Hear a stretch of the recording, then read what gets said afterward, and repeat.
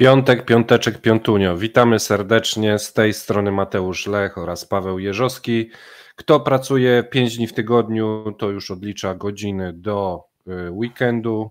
Mam nadzieję, że uda nam się to przyspieszyć dzięki naszemu programowi. Zawsze to 20 minut szybciej. Dziękujemy za komentarze, lajki wspierających patronów oraz prosimy o subskrypcję. Paweł, masz coś do dodania?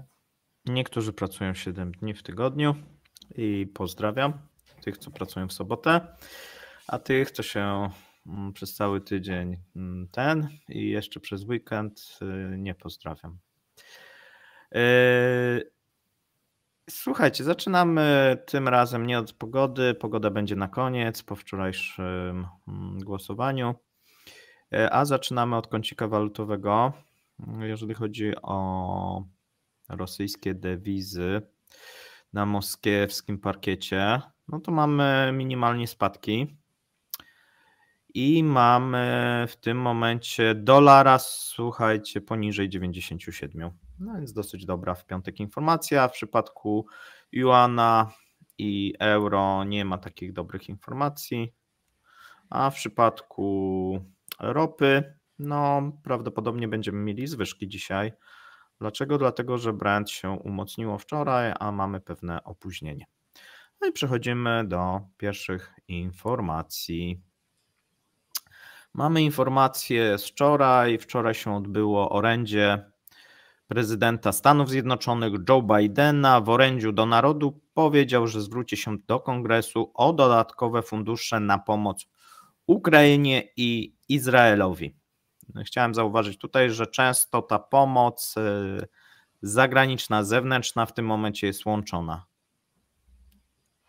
Tak. Ja może dodam informację, która pojawiła się też w telewizji, tylko Russia Today. Jeden z polityków izraelskich publicznie na żywo powiedział, że Rosjanie zapłacą za to, że wspierają przeciwników Izraela.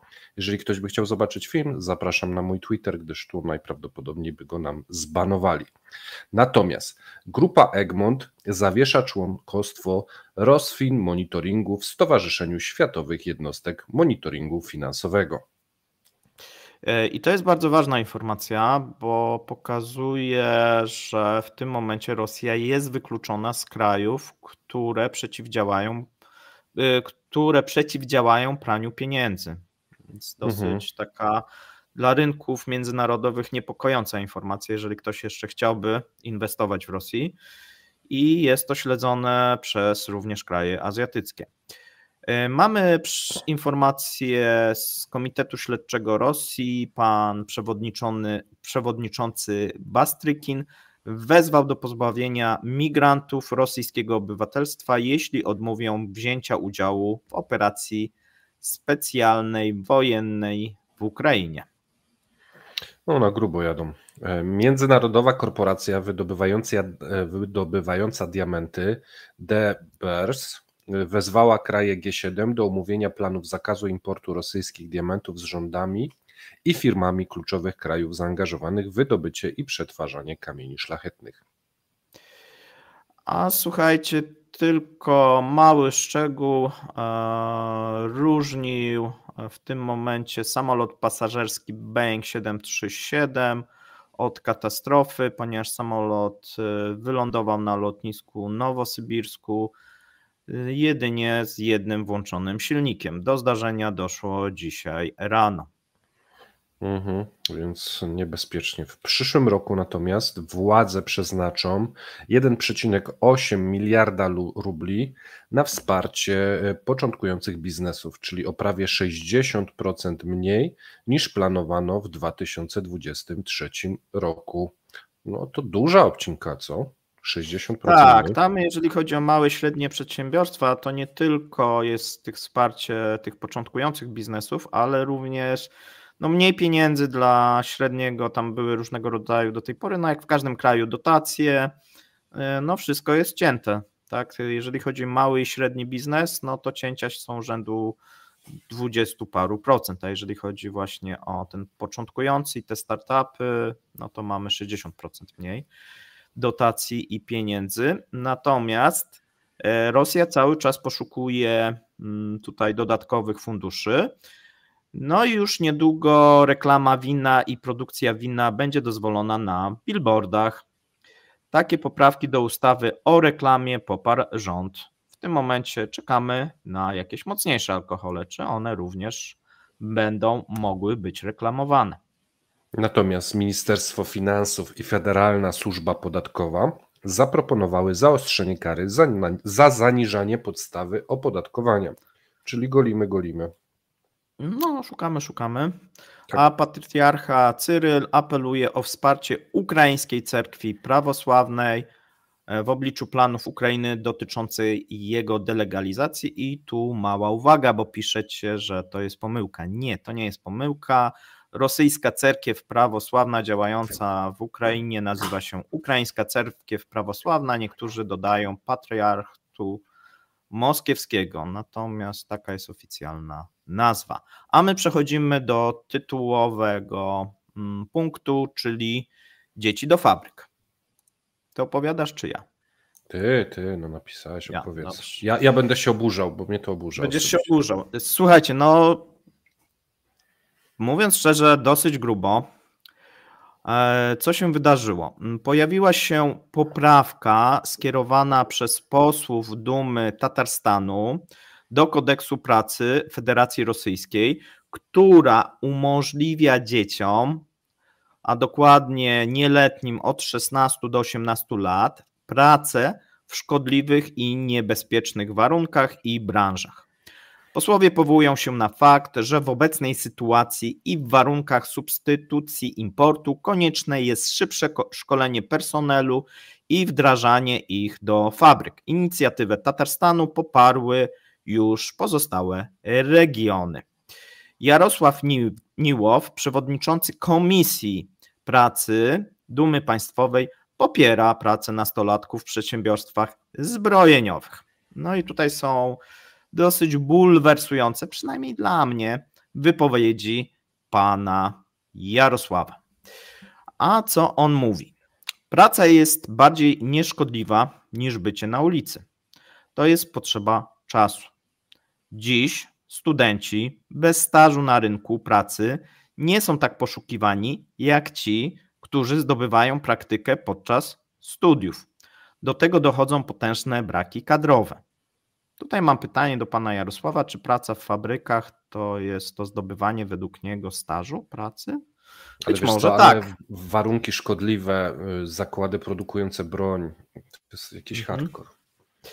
W rozmowie z rosyjską prasą podkreślił, że chodzi o możliwość pracy dla nastolatków w przedsiębiorstwach zbrojeniowych. Na przykład przemysł lotniczy, koncern Kałasznikow. Wszędzie brakuje personelu. Fabryki zmuszone są rekrutować schorowanych emerytów, którzy nie mogą już tego znieść i wyjeżdżają. Brakuje nam własnych spawaczy i musimy przywozić z Uzbekistanu. No, tak ciągle ten Uzbekistan jakoś tam, nie wiem, tak jakoś uwiera ich chyba. Według niego nastolatki powinny mieć możliwość pracy w niebezpiecznych zawodach tylko z dedykowanym mentorem. Nie wiem, ty kiedyś pracowałeś w jakiejś fabryce, no to wiesz, jak tacy dedykowani mentorzy mogą wyglądać.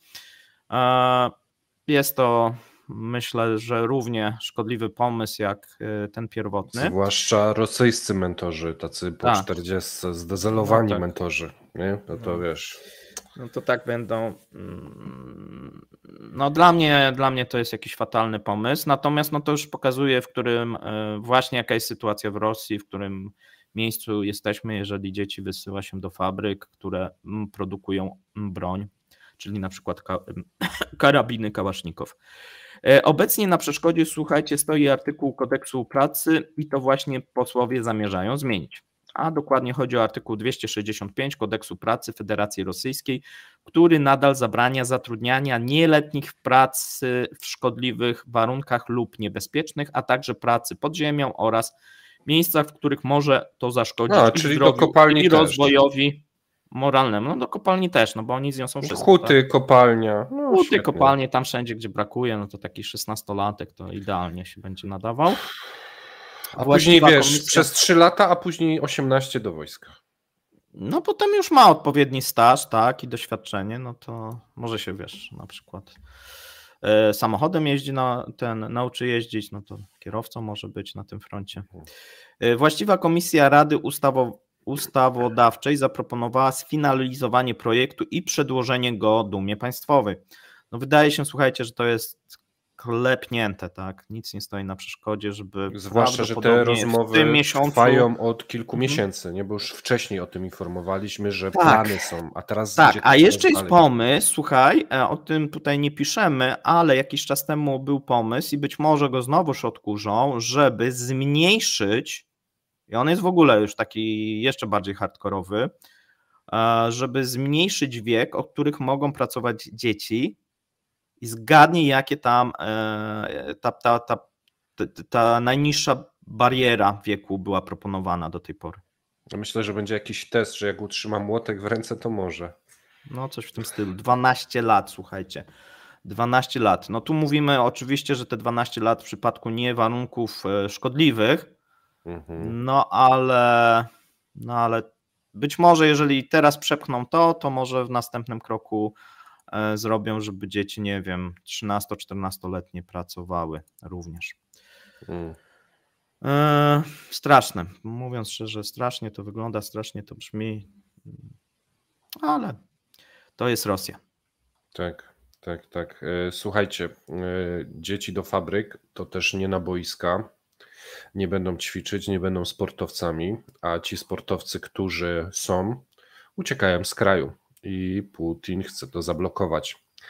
Prezydent Rosji Władimir Putin wyraził swoje zaniepokojenie masowym eksodusem sportowców za granicę i uznał to za szkodliwe dla kraju.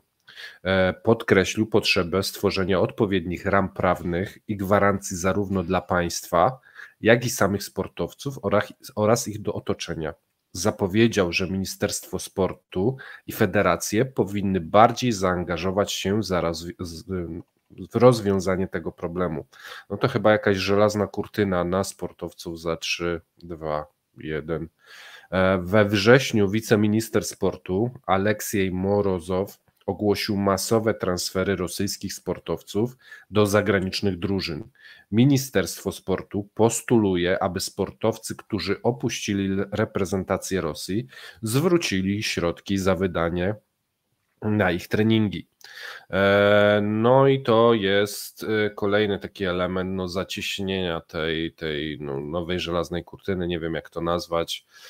Sportowcy ci, co mieli trochę oleju w głowie, no to uciekają, no ale reszta zostanie. Ja się zastanawiam w ogóle, jaka będzie mobilizacja tych sportowców i jak to będzie wyglądało w przyszłości, no bo mogą być ci sportowcy teraz tacy z patriotycznego ruchu, no ale niekoniecznie ci najzdolniejsi, nie, Paweł? Bo jednak będzie przetrzewienie tego. Nie wiem, no trudno stwierdzić, tak? No teoretycznie bycie sportowcem zapewnia ci święty spokój, no bo sportowców raczej na front nie wyślą.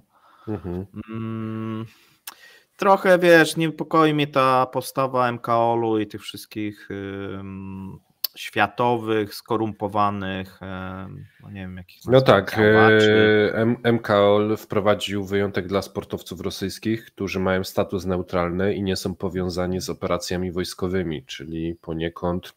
No ale wiesz, ale z drugiej strony to jest też taka furtka, żeby ci sportowcy, którzy chcą uciec, mogli uciec i jednak dalej żyć z tego.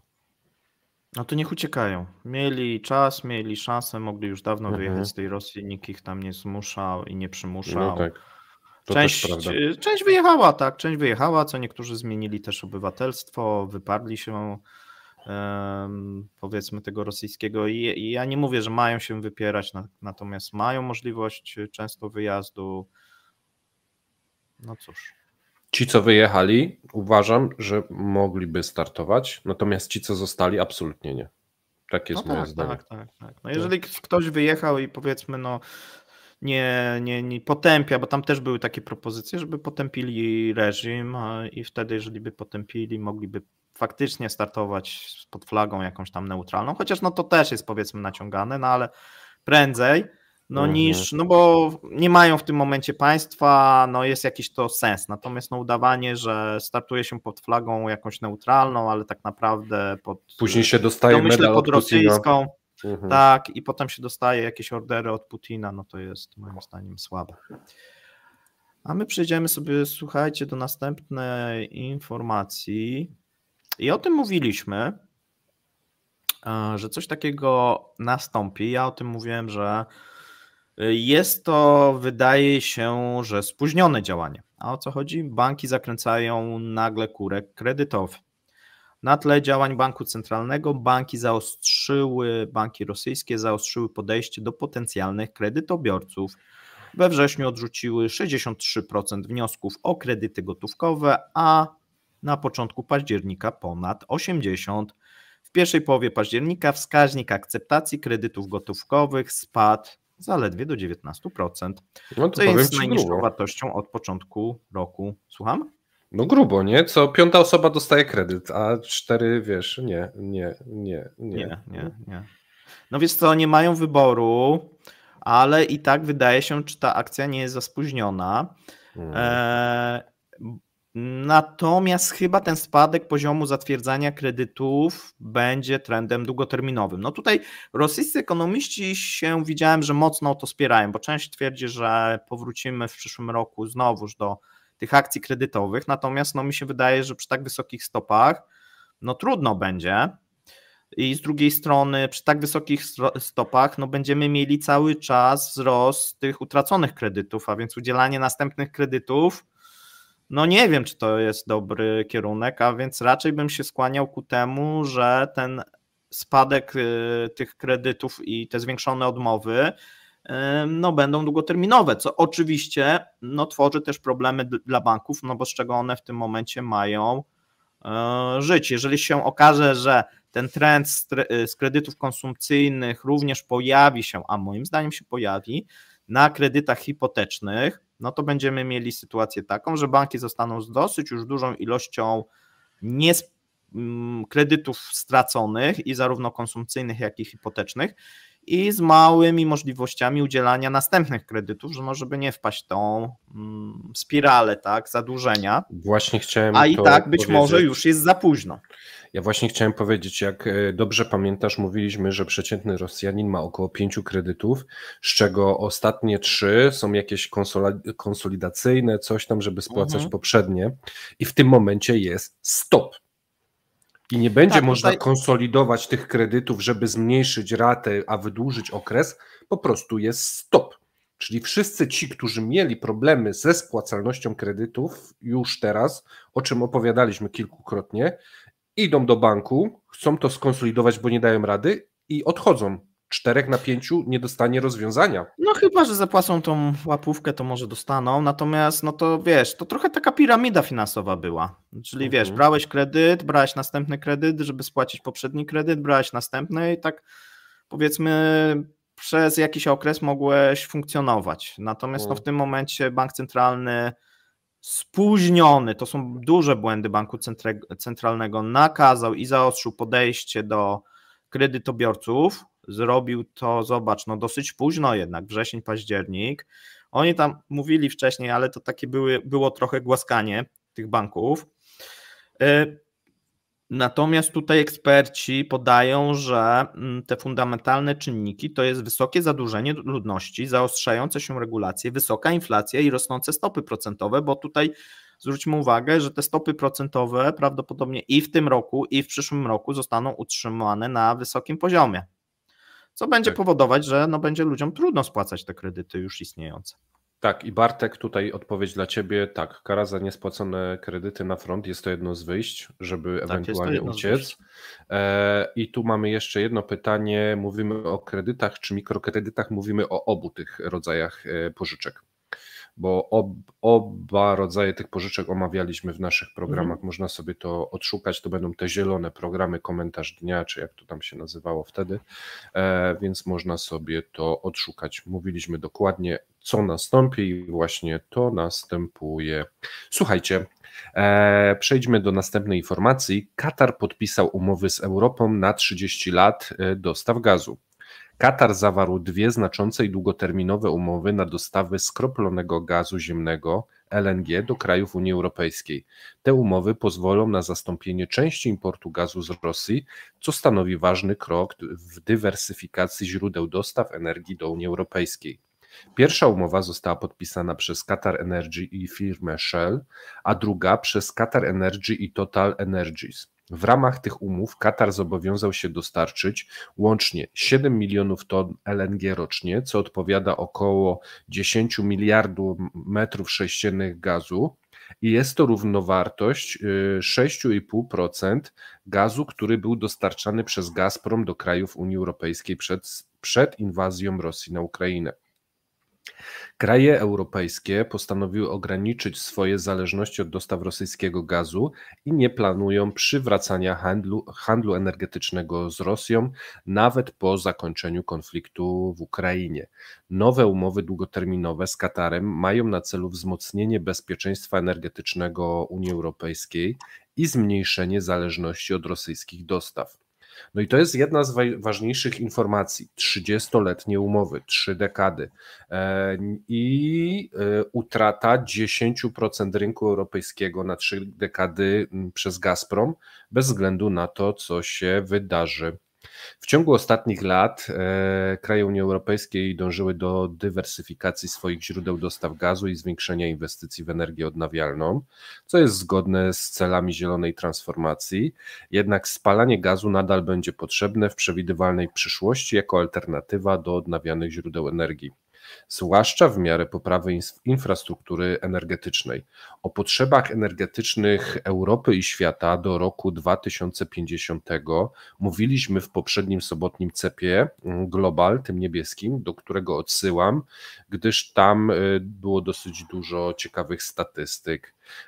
Umowy z Katarem na dostawy LNG umożliwiają Unii Europejskiej odbiór gazu w ciągu najbliższych kilku dziesięcioleci i pomogą zastąpić część dostaw gazu z Rosji. No i myślę, że to jest pozytywny akcent. I pytanie, robisz pogodę, czy jeszcze wrzucamy informacje? Nie, mam część dotyczącej kontynuacji afery tutaj kurczakowej. Tutaj prosicie o to, a więc my codziennie staramy się śledzić, znajdować informacje na ten temat, a myślę, że ta będzie dosyć ciekawa. Tutaj pytanie jeszcze od pana Kleksa odnośnie tego średniego zadłużenia, ile Rosjan jest zadłużonych, na jakie kwoty. Jest kilka naszych materiałów, można sobie odszukać tam, zobaczyć jak to wygląda. Dane są porażające w każdym bądź razie, jest coraz gorzej. Natomiast mamy informacje na temat, słuchajcie, kurzych łapek, bo są zagrożone. A te dane pochodzą od potentata drobiowego, czyli grupy Herkizowo, które zwiększyło dostawy na kontynent afrykański, tak się chwali. Eksportuje produkty do Gany, Konga, Beninu, Gwinei Równikowej. Były też jednorazowe wysyłki do Angolii.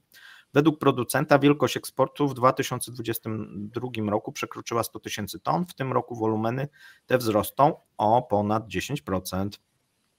Firma dostarcza mięso halal z kurczaka i indyka na Bliski Wschód, a także kurczaka, indyka, wieprzowiny i wędliny na rynki azjatyckie i kraje WNP. No to już nie halal pewnie. Kurczak i indyki są również wysyłane do Afryki i Serbii. Jednak hitem eksportowym są kurze łapki. W Chinach kurze łapki są niezwykle popularne i stanowią przeważającą część eksportu do tego kraju. Chiny są atrakcyjne ze względu na wysokie ceny naszych produktów i duże wolumeny zamówień, powiedział Michał Burmistrow, dyrektor generalny. No więc okazuje się, że już nie tylko skrzydełka, nie tylko golenie, nie tylko piersi, no ale też kurze łapki są, słuchajcie, zagrożone. Z tego kurczaka chyba tylko podroby zostają i ten korpus. Wiesz co, trzeba będzie znaleźć przepis na jakąś zupę z tych dzióbków. No, obawiam się, że za chwilę to już tylko te dzióbki zostaną. A poważnie, słuchajcie, no wszystko wskazuje, że ta afera swoje źródła ma w eksporcie. No bardziej opłaca się eksportować w tym momencie przy tym. Słaby rubel. Przy tym słabym rublu właśnie mięso drobiowe halal, plus jeszcze te Chiny. No i tutaj mamy rozwiązanie. Co prawda służba antymonopolowa będzie walczyła, no ale będzie walczyła na rynku tym lokalnym. No to co zrobią teraz te firmy? No jeszcze zwiększą bardziej eksport, no skoro mają mieć niższe ceny na rynku lokalnym.